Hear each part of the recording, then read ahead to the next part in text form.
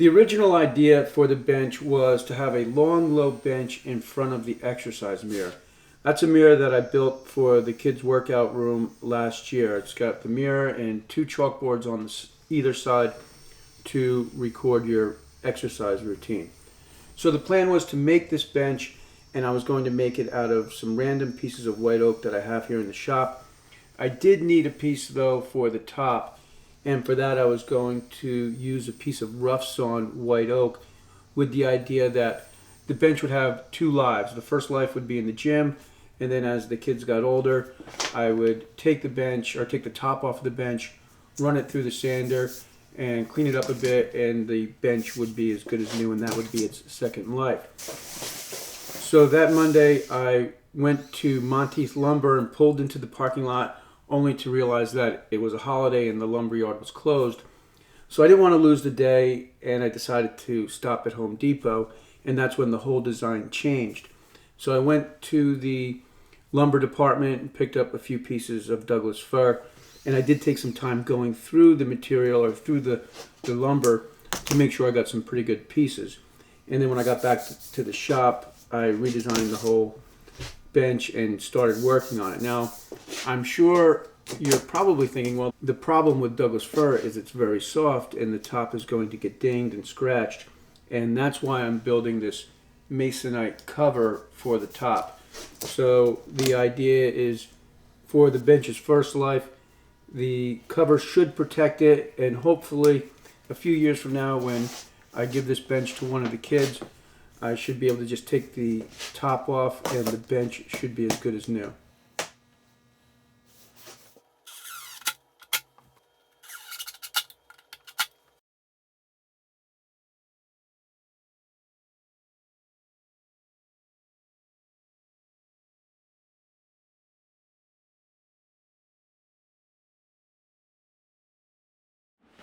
Okay, so that's the bench story, and I think it's going to work. I think it's all going to work out pretty well. It's really nice having the bench down there. It's just nice to put the barbells on something instead of going all the way down to the ground. And I like the way it looks, and I think when one of the kids gets it, it will still be in pretty good shape. So I wanted to thank you guys for such a great response to that project. It was great to get all the comments, all the positive feedback, not only on the build, but also on my new schedule. I'm really excited now to be back in the shop and having more time to work on projects and work on the editing. And I think this year is going to be a lot of fun. So I'm going to answer a couple of questions. The first question is, what's wrong with the planer? The planer, all of a sudden I couldn't raise the planer anymore. So I would raise it down a little bit and I couldn't raise it up. So while trying to figure it out, I'd raise it down a little bit, and eventually the whole planer bottomed out and I could no longer raise it up. So that's when I said I would just use the sander, and I still haven't figured that out, and I haven't put any time into it yet, but I'll take a look at it. It seems like something pretty simple. So that's what happened to the planer. I'm just going to go through this list. A few people mentioned how many tools I used on this project, and it's true. I mean, I only spent about $32 on the lumber, but I used a few $1,000s worth of tools, and tools definitely make the project easier. And if you have them, you may as well use them. I haven't really bought an expensive tool in about 20 years, and if you know, I say that all the time, and the reason for that is my oldest kid is 19 years old, and once I started having kids, I never really spent money on major tools anymore. So if you're gonna have kids, buy your tools first, because kids are expensive. But tools definitely make things easier, and I wish I had more big tools. I just don't really have the space in the barn here for it.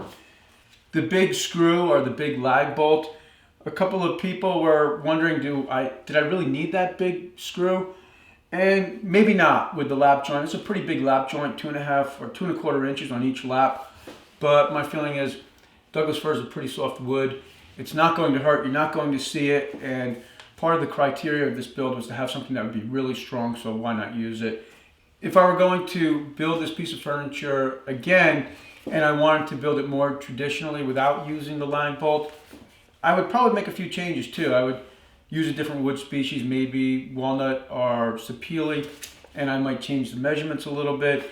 There's a couple ways you could change it, And when I was building it, I was kind of thinking of it as a full-size model, and that might be something that I'll revisit, maybe even this year, because it was a real fun build, and there are a couple of changes that would be fun to make. So we'll see how that goes.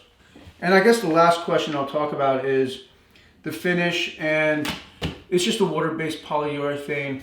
Water-based polyurethanes are really easy to use because they dry fast. I like to apply them with a foam roller and then brush in the direction of the grain using a foam brush. Again, thanks for your great response to this project. And I do have a video coming out on Sunday, but that's going to be an art video. So if you have no interest in that, don't bother tuning in. There'll be a woodworking video the following Sunday. I'll see you soon.